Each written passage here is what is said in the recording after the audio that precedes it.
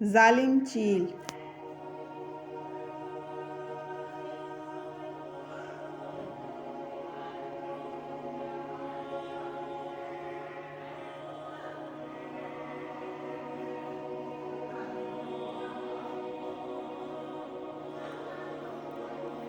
یہ اس چیل کی کہانی ہے جو کئی دن سے ایک بڑے سے کبوتر خانے کے چاروں طرف منڈلا رہی تھی اور طاق میں تھی کہ کسی اڑتے کبوتر پر جھپٹا مار کر اسے کھا جائے۔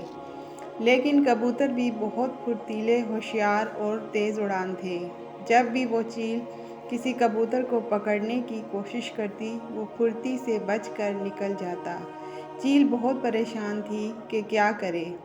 آخر اس نے سوچا کہ کوئی اور چال چلنی چاہیے۔ چیل کئی دن تک سوچتی رہی۔ آخر اس کی سمجھ میں ایک ترکیب آئی۔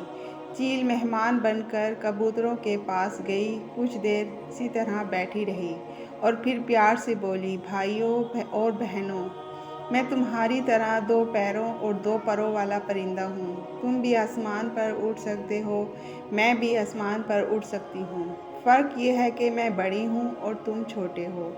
میں طاقتور ہوں اور تم میرے مقابلے میں کمزور ہو۔ میں دوسروں کا شکار کرتی ہوں، تم نہیں کر سکتے۔ میں بلی کو حملہ کر کے زخمی کر سکتی ہوں اور اسے اپنی نوکیلی چونچ اور تیز پنجوں سے مار بھی سکتی ہوں، تم یہ نہیں کر سکتے۔ تم ہر وقت دشمن کی زد میں رہتے ہو۔ میں چاہتی ہوں کہ پوری طرح تمہاری حفاظت کروں تاکہ تم بلی کے خوف سے آزاد ہو کر ہنسی خوشی، آرام اور اطمینان کے ساتھ رہ سکو۔ آزادی تمہارا پیدائشی حق ہے اور تمہاری آزادی کی حفاظت میرا فرض ہے۔ میں تمہارے لیے ہر وقت پریشان رہتی ہوں۔ تم ہر وقت بلی کے خطرے سے ڈرے سہمے رہتے ہو۔ بس مجھے افسوس اس بات پر ہے کہ تم سب مجھ سے ڈرتے ہو۔ کبوتر بھائیوں اور بہنوں، میں ظلم کے خلاف ہوں۔ میری خواہش ہے کہ تم سب ہر خوف سے آزاد، اطمینان اور سکون کی زندگی بسر کر سکو۔ میں چاہتی ہوں کہ تمہارے میرے درمیان ایک سمجھوتا ہو۔ ہم سب عہد کریں کہ ہم مل کر اس کے امن کے ساتھ رہیں گے، مل کر دشمن کا مقابلہ کریں گے اور آزادی کی زندگی بسر کریں گے۔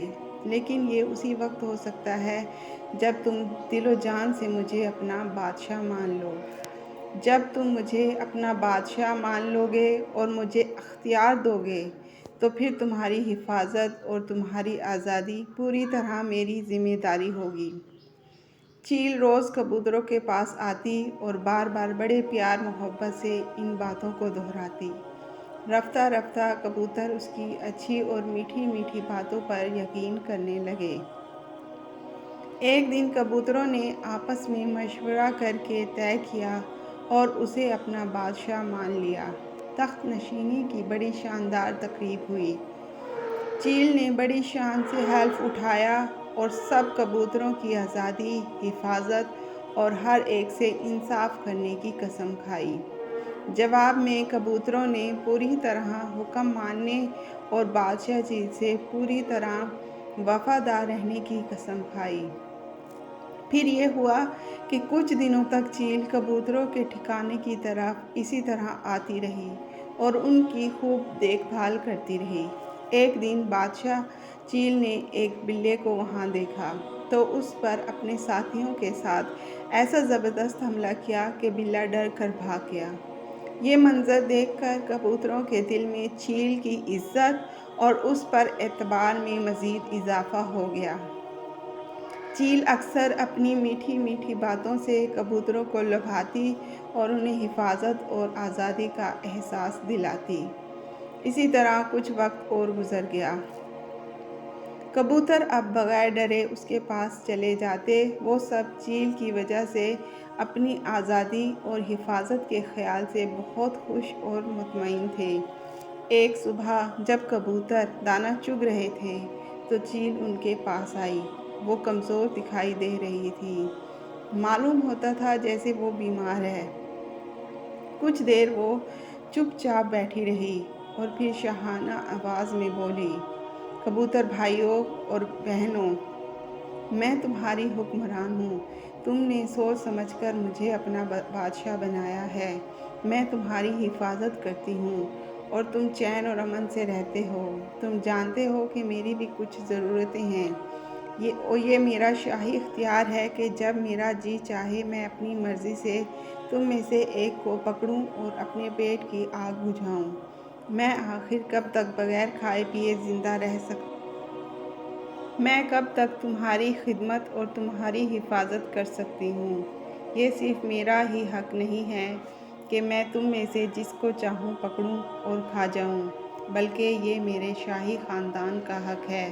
آخر وہ بھی تو میرے ساتھ مل کر تمہاری آزادی کی حفاظت کرتے ہیں۔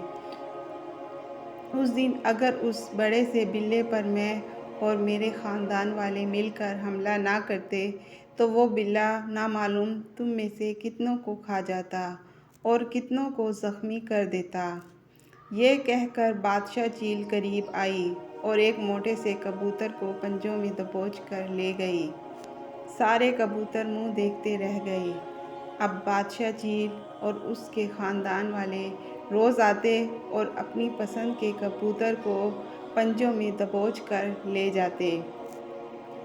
اس تباہی سے کبوتر اب ہر وقت پریشان اور خوفزدہ رہنے لگے۔ ان کا چین اور سکون ختم ہو گیا تھا، ان کی آزادی ختم ہو گئی۔ اب وہ خود کو پہلے سے بھی زیادہ غیر محفوظ سمجھنے لگے اور کہنے لگے، ہماری بے وقوفی کی یہی سزا ہے۔ آخر ہم نے چیل کو اپنا بادشاہ کیوں بنایا تھا؟ اب کیا ہو سکتا ہے؟